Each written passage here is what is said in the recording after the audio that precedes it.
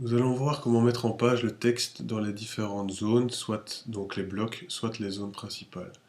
Donc pour cela, il faut afficher la modification d'une zone, donc soit ici par le menu modifier, soit ici par le petit menu contextuel. Donc on va directement cliquer sur modifier dans notre page principale et on arrive sur l'éditeur de texte qui va permettre de faire cette mise en page dont nous avons besoin. Donc on a différentes fonctions représentées par des icônes. Bon, c'est un peu comme Word en vérité. La première fonction, c'est une fonction qui va permettre de mettre en gras.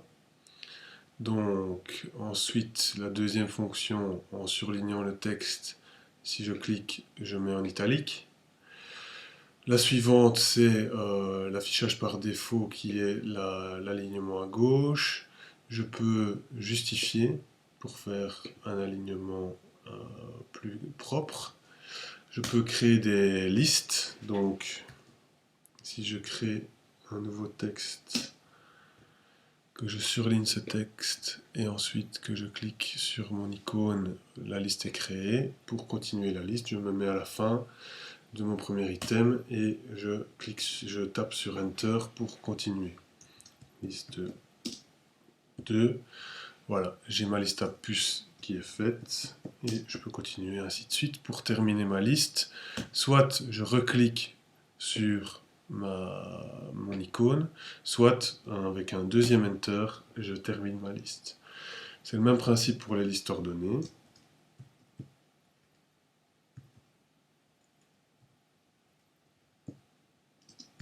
Voilà. Je me mets à la fin pour continuer.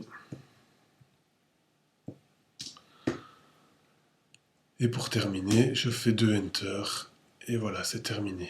Ensuite, il y a des fonctions d'ajout de liens et d'ajout d'images que nous verrons dans des vidéos destinées à cela parce que c'est un peu plus spécifique.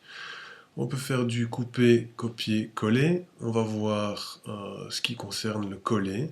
Donc pour coller un texte, d'abord je me mets à l'endroit où je veux le coller. Donc je mets mon curseur là où je veux. Je vais aller chercher un texte que je vais copier ici. CTRL-C.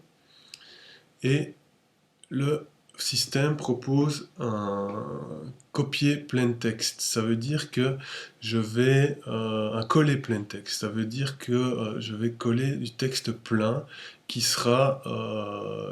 n'aura aucune balise de mise en forme qui peut venir de la mise en forme du site sur lequel j'ai été la chercher, qui peut venir de Word, etc. Donc je fais ce qu'on me dit, CTRL V, j'appuie sur OK, et voilà, j'ai mon texte qui est mis en forme, enfin qui justement n'est pas mis en forme et qui est collé. Voilà, dans mon contenu. Mais donc maintenant, je n'ai plus qu'à le mettre en forme. Donc pour le mettre en forme, je peux faire des paragraphes. Voilà, et je peux mettre un titre. Ce titre, par exemple, c'est ici. Vous pilotez votre site. Donc ce titre, je veux que ce soit un titre de niveau 2, puisque le titre principal de la page est un titre de niveau 1. Eh bien c'est simple, dans la liste déroulante qui se trouve ici, je clique, je fais dérouler, et j'ai un headings, ce qui représente le titre, et je mets mon heading 2, qui va être un titre de niveau 2. Si je veux encore un sous-titre à ce titre, je vais mettre un titre de niveau 3, de niveau 3, je le surligne et je lui mets un titre de niveau 3. Voilà.